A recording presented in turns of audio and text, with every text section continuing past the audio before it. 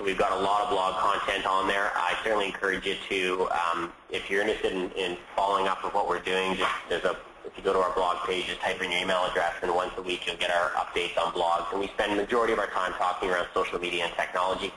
We've got a bunch of past webinars that talk around specific Twitter uses. You can see the evolution of some of the social media strategies over time on those past webinars as well. Another tool that we just recently launched is the cost per hire calculator. And for the life of us, we could not find a way to go and there was no standard way for companies to go, and retailers more in particular, to actually go and determine what the recruitment costs are. So this is an example. This is just a sample one that I've built. There's a button right off of our website. But this is very important when you're talking about your strategy, because you've got to look at where you're going to invest your time and your money.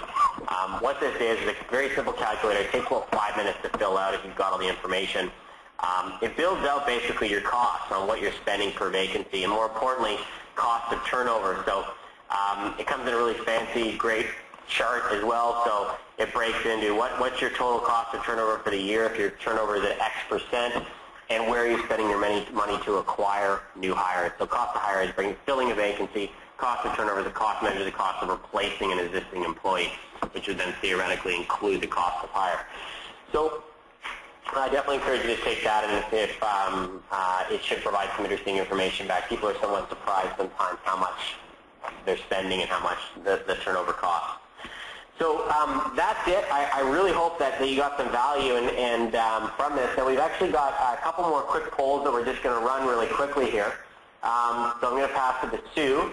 And you can see here we've got, so the first one is really a question for everyone in the audience on what do you think your cost of turnover is for frontline staff. If everyone could take 5 to 10 seconds to fill that out, that would be great.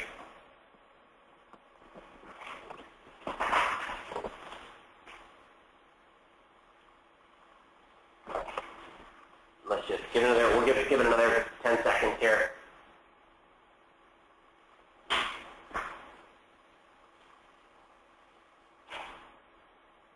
Wow, okay, so interesting. We've almost got, and we'll send this information back out to everybody. We almost have a perfect 25-25-25 split with all those four, and that's with 72% of people voting. We almost have about a 25 split per area. So I encourage you, for those of you who answered that, to take the cost per hire calculator and actually compare it. You may be surprised, but or you may not be. And certainly if you've got questions around how we built it out or how we calculated it, we're more than happy to answer any questions around that, but maybe a good tool to use. Just gonna, yeah, so we basically got about a quarter split. So with that being said, that's the end of our presentation, and what I really wanted to do now is open this up for questions and answers, and we'll go from there. So the first question is, how do you manage potential negative media on your social networking sites? So that's a great question. First of all, I think that we all have to go with the assumption, and we all have to be okay with the fact that we're going to get some negative comments and negative feedback. So the first piece is what we try to do whenever we get negative feedback and comments on any of our Twitter posts or blog posts. And believe me, for every 10 people that like what we're saying, I've got one individual who just doesn't like us for whatever reason. The way to manage it is very simple. I think with social media is an opportunity. That negative feedback and negative comments, those existed anyways. It's just social media allows you to actually hear that that's happening.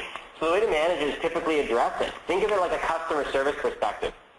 If you're a hardware manufacturer and you sell someone a computer and they're not happy with their computer in 2 weeks and it's broken or it's not working, then what do you do as an organization? Your best bet is to go reach out to that person and try to solve the problem.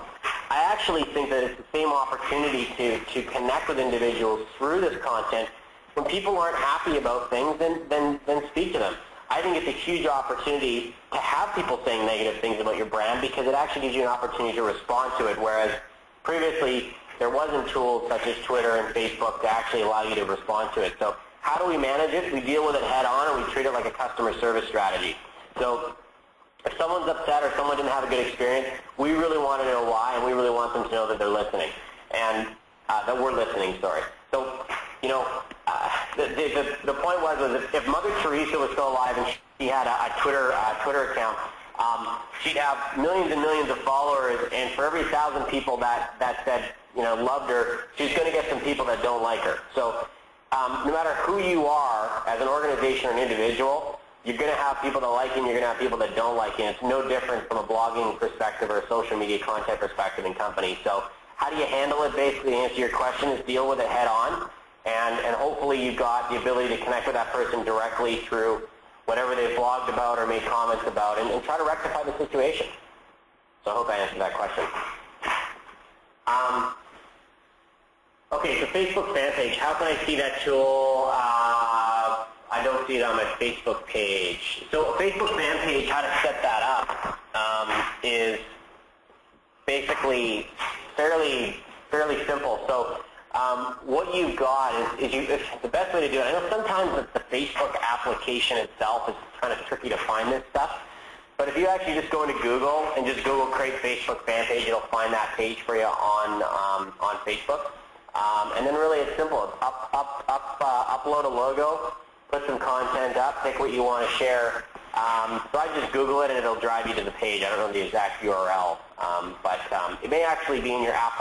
If you go to the bottom of your Facebook page, there's an applications tab on the bottom left. If you pop that up, it'll probably have the pages, information there for you to go create a page. Is there a cost to join Talent Spring? Yeah, they do charge. As far as what they charge, it kind of varies, but yeah, there is a charge to it, but it's fairly affordable. Okay, another question here on how do we start to manage this in our organization? Who manages these tools? Fantastic question, and it kind of links back to this whole idea of if you build it, they will come. There's obviously, as a retailer, I mean, you've got really two types of roles. You've got your corporate roles, and then you've got your frontline roles. And for the nature of this presentation, we're really talking about frontline. So here's the challenge that retailers have on how to manage this first and foremost. If your recruiting is decentralized, you're not really going to know where your openings are at. So the first trick to this is you can't really centralize it you can't really centralize your advertising until your recruitment process is centralized. So that's one piece to it. How I would recommend it's managed is you legitimately need to assign these tasks to an individual person. District managers aren't going to do it. Store managers, you probably really don't want to be doing it. But you need to assign somebody internally who is familiar with social media to go and do X, Y, and Z. And when I talk to that initial kind of crawl strategy, the first steps is I would just make this part of your sourcing strategy. So when a job vacancy comes in, or not every organization, but many retailers have a set of steps that they go through to support their store managers on their open vacancies. So all I would do is whoever's responsibility that is, I would add these two other pieces to that Twitter posting and Facebook posting to their job description. And I'd actually make it part of your sourcing strategy. So if you don't have someone internally and your recruitment's decentralized, then I'd love to field a phone call on how my field group can do that for you. But basically, I think you need to dedicate one person and really make them accountable to it. And that's, you know, we've got sourcing specialists internally. That's who we have handle this stuff. So our sourcing specialists handle that. Most retailers don't have sourcing specialists at their head office, but you all typically have HR people or someone who's supporting components of the recruitment process. So I would encourage you to do that and actually measure it and make sure that, you know, if you've got a contract with Monster or Workopolis, that the same way you go post a job on Monster, make sure that that individual is posting on Twitter and posting on Facebook as well. So I hope I answered that question. And it looks like that is all the questions that we've got with 1 minute to spare. I just really wanted to thank everyone for their time today. I really do hope that you got some good value out of this. These social media strategies are changing so rapidly that I could do the same presentation in 30 days and it'd be different content. We're going to be sending out a survey to everyone because we really want to get the feedback from you to understand, did you like it, was it valuable, what do you want to hear about in the future? We're very encouraged about the opportunity to consistently go and provide best practices and educate the members of RCC with our partnership with RCC. And yeah, we'd love your feedback, and we certainly, if there's stuff that out of this presentation that you're interested in connecting on, feel free to reach out to our organization directly. We can more than happy to chat with you. But again, I really do sincerely hope you got value out of this today, and if you've got follow-up questions that may come up later in the day or tomorrow, you can email us directly at, actually you can email me directly at cameron@mindfieldgroup.com, and I'm more than happy to follow up on any specific questions that you have. And we'll email you out when this presentation is back up online.